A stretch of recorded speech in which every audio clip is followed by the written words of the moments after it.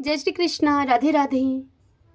पाप मोचनी एकादशी का व्रत हर साल चैत्र माह के कृष्ण पक्ष की एकादशी तिथि को रखा जाता है। इसे चैत्र कृष्ण एकादशी व्रत भी कहते हैं।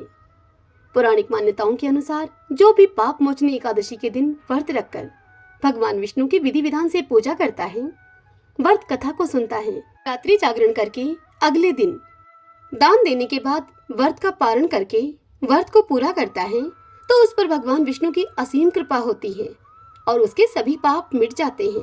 ऐसा करने वाला मनुष्य पाप रहित होकर जीवन के अंत में मोक्ष को प्राप्त करता है। आइए अब हम जानते हैं इस साल 2024 में पाप मोचनी एकादशी व्रत कब है, विष्णु पूजा का शुभ मुहूर्त और पारण का समय क्या रहेगा, एकादशी के दिन किए जाने वाले सरल उपाय, और इसी के साथ हम जानेंगे इस दिन कौन से शुभ योग पड़ रहे हैं, भगवान को कौन सा भोग लगाएं जिससे कि वह अत्यधिक प्रसन्न होकर हमें मनोवांछित फल प्रदान करें। देखिए भक्तजनों, वैदिक पंचांग के अनुसार इस साल चैत्र माह के कृष्ण पक्ष की एकादशी की तिथि 4 अप्रैल दिन गुरुवार को शाम के 4:16 पर शुरू हो रही है और यह तिथि अगले दिन यानी कि 5 अप्रैल 2024 को शुक्रवार को दोपहर 1:28 तक मान्य होगी, अर्थात दोपहर के 1:28 पर यह तिथि समाप्त हो जाएगी। अब बात आती है कि व्रत किस दिन रखें। तो देखिए, उदया तिथि के आधार पर ही इस साल पाप मोचनी एकादशी का यह व्रत 5 अप्रैल को रखा जाएगा। पाप मोचनी एकादशी की पूजा का शुभ मुहूर्त रहेगा सुबह 6:06 से सुबह 10:49 तक। उस दिन ब्रह्म मुहूर्त प्रातः 4:35 से 5:21 तक रहेगा।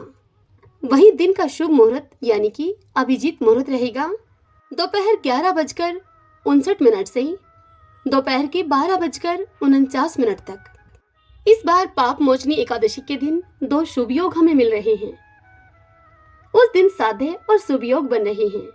साध्य योग प्रातः काल से लेकर सुबह 9:56 तक रहेगा और उसके बाद से शुभ योग प्रारंभ हो जाएगा। शुभ योग पूरे दिन रहेगा। इस एकादशी में इन 2 शुभ योगों के अलावा उस दिन धनिष्ठा नक्षत्र प्रातः काल से शाम 6:07 तक रहेगा। उसके बाद सतभिषा नक्षत्र है। जो लोग 5 अप्रैल को पाप मोचनी एकादशी का व्रत रखेंगे वे अगले दिन यानी कि 6 अप्रैल को स्नान और दान करने के बाद अपने इस व्रत का पारण करेंगे। उस दिन पारण का शुभ समय रहेगा सुबह 6:05 से लेकर सुबह 8:37 तक। इस समय अंतराल के अंदर आपको अपने व्रत का पारण कर लेना है। 6 अप्रैल को द्वादशी तिथि का समापन हो जाएगा सुबह 10:19 पर। द्वादशी की तिथि समाप्त हो रही है।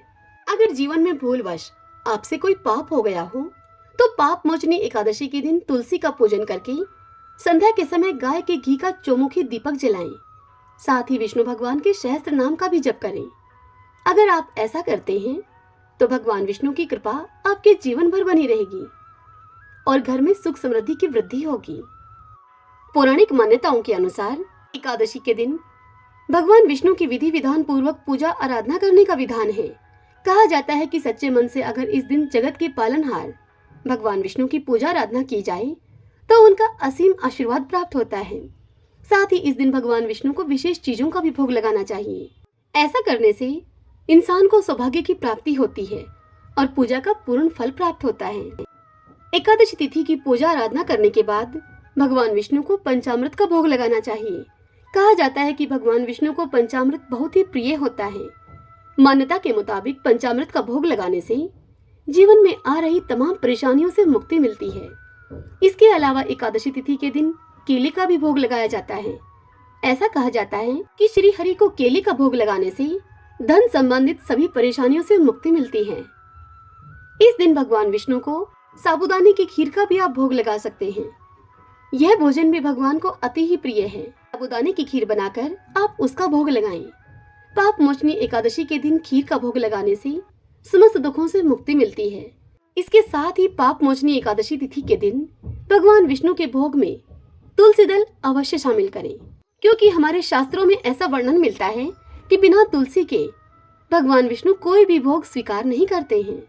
इस तिथि में, एकादशी की तिथि में प्रातः और संध्या काल में पूजन करने के बाद आप रात्रि जागरण अवश्य करें, क्योंकि एकादशी तिथि में रात्रि जागरण का विशेष महत्व है। इस तिथि में रात्रि जागरण करने का अनंत गुना फल मिलता है, इसका कोई वर्णन नहीं किया जा सकता। तदंतर अगले दिन जिस प्रकार से आपने एकादशी तिथि के रहते हुए पूजन किया है व्रत में, उसी प्रकार द्वादशी तिथि में भगवान विष्णु का पूजन करें। तदंतर दान दक्षिणा देकर अपने इस व्रत का पारण कर लें। पारण का समय आपको पहले ही बता दिया गया है। आइए भक्तजनों, अब हम पाप मोचनी एकादशी की व्रत कथा को श्रवण करते हैं।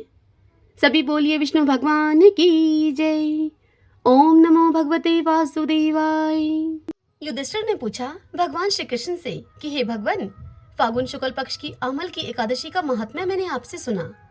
अब आप चैत्र कृष्ण पक्ष की एकादशी का क्या नाम है, यह बताने की कृपा कीजिए। तब भगवान श्री कृष्ण युधिष्ठिर से बोले कि हे राजेंद्र, सुनो, मैं इस विषय में एक पाप नाशक उपाख्यान तुम्हें सुनाऊंगा, जिसे चक्रवर्ती नरेश मानधाता के पूछने पर महर्षि लोमस ने उनसे कहा था। मानधाता बोले कि भगवान, मैं लोगों के हित की इच्छा से यह सुनना चाहता हूँ कि चैत्र माह के कृष्ण पक्ष में किस नाम की एकादशी होती है, उस एकादशी की क्या विधि है तथा उससे किस फल की प्राप्ति होती है, कृपा करके ये सब बताइए। तब लोमस जी ने उनसे कहा कि हे नृपश्रेष्ठ, पूर्व काल की बात है, अप्सराओं से सेवित चैत्ररथ नामक वन में, जहाँ पर गंधर्वों की कन्याएं बाजे बजाती हुई वहां पर विहार करती हैं, मंजू घोषा नामक अप्सरा मुनिवर मेधावी को मोहित करने के लिए गईं। वे महर्षि उसी वन में रहकर ब्रह्मचार्य का पालन किया करते थे। मंजू घोषा मुनि के भय से आश्रम से एक कोस दूर ही ठहर गई और सुंदर ढंग से वीणा को बजाती हुई मधुर गीत गाने लगी। मुनि श्रेष्ठ मेधावी घूमते हुए उधर जा निकले और उस सुंदर अप्सरा को इस प्रकार गान करते हुए देखकर सेना के सहित कामदेव से परास्त होकर बरबस मोह के वशीभूत वे हो गए। मुनि की ऐसी अवस्था को देखकर मंजू घोषा उनके समीप आई और वीणा को नीचे रखकर उनका आलिंगन करने लगी। मेधावी भी उसके साथ रमण करने लगे।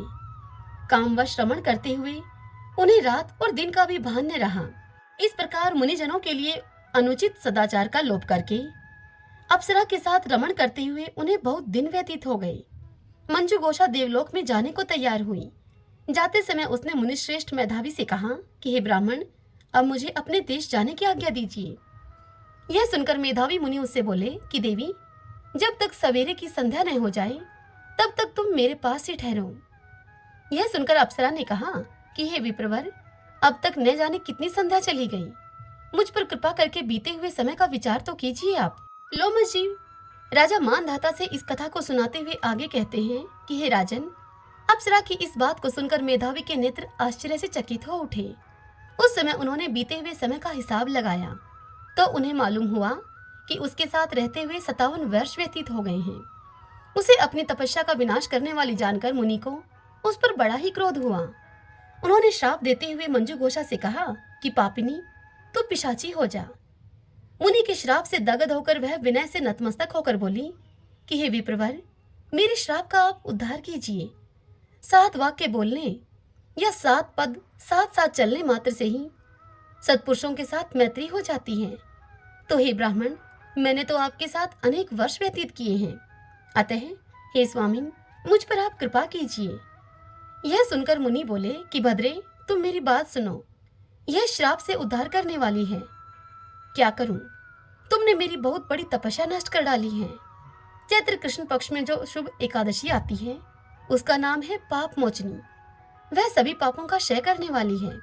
सुंदरी, उसी का व्रत करने पर तुम्हारी पिशाचता दूर होगी। ऐसा कहकर मेधावी अपने पिता मुनिवर चैवन मुनि के आश्रम पर चले गए। अपने पुत्र को वहां पर आया हुआ देखकर चैवन मुनि ने उनसे पूछा कि बेटा, यह तुमने क्या किया? तुमने तो अपने पुण्य का नाश कर डाला है।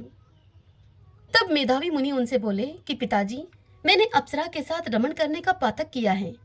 कोई ऐसा प्रायश्चित बताइए जिससे कि मेरे इस पाप का नाश हो जाए।